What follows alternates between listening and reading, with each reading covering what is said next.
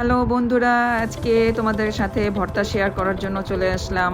3 আইটেমের ভর্তা বানাবো আজকে আমি নিজে পাটায় পিষে। তো ফার্স্টেই নিয়ে নিয়েছি কাঁঠালের বিচি ভর্তা। ভালো করে পিষা হয়ে গেলে তারপর দিব পেঁয়াজ।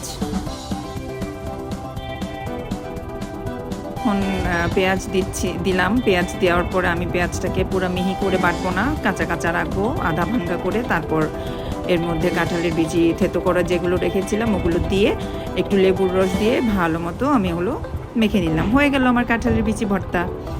এখন করব চিংড়ি মাছের ভর্তা।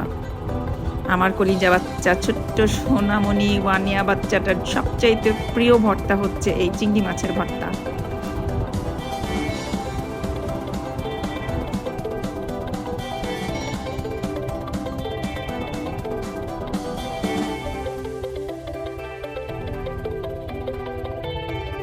এরপর এখানে আমি একটু বিলাতি ধনেপাতা দিয়ে দিলাম।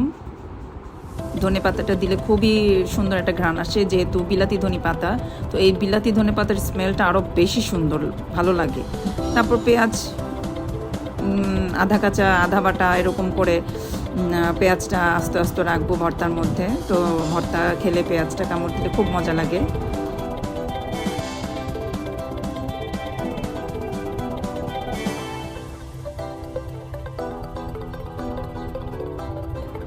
তারপর দিয়ে দিলাম একটু সরিষার তেল।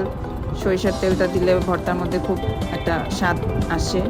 আর যেহেতু আমরা বিক্রমপুরের মাইয়ারা অনেক কিছুই বানাইতে পারে, অনেক কিছুই জানে। হয়তো কারোর প্রতিভা কেউ দেখায়, তো কারোর প্রতিভা কেউ দেখায় না। আজকে আপনাদের জন্য আমি কষ্ট করে নিজের হাতে পাটায় পিষে 3টা আইটেমের ভর্তা বানালাম। কতটা কষ্ট হয়েছে আপনারা কি আমার এই কষ্টটা দেখছেন নাকি বুঝতে পারছেন? বুঝেন নাই। এই যে এখন আমি বানাচ্ছি হলো আপনার কাঁকরোল, আলু, কাঁচামরিচ, তারপর হচ্ছে একটা তেলাপিয়া মাছ ভেজে নিয়েছি কড়া করে।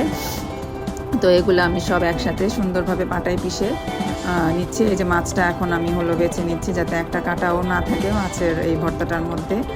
তো এখন এটার মধ্যেও আমি কাঁচা পেঁয়াজটাই ব্যবহার করলাম, একটার মধ্যে আমি ভাজা পেঁয়াজ দিইনি। এখানেও আমি একটু সরিষার তেল ব্যবহার করলাম।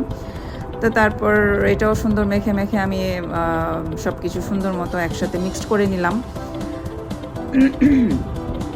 এই তো এখন আমার ভর্তা রেডি। এটা